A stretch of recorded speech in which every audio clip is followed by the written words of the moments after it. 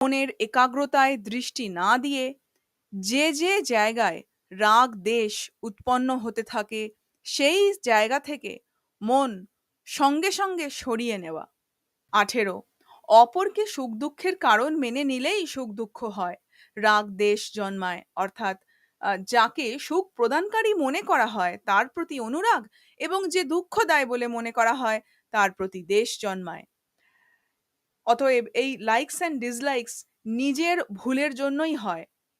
19, যদি কেউ আমাকে খারাপ কথা বলল আর তাতে আমার রাগ হলো না, তখন এই আত্মসংবরণকে নিজের শক্তি না ভেবে ভগবানেরই কৃপা মনে করা উচিত। না হলেই অহংভাব চলে আসে। 20, যদি রাগ দেশ, অতএব এই লাইকস অ্যান্ড ডিসলাইকস নিজের মধ্যে উৎপন্ন হতো, তাহলে যতক্ষণ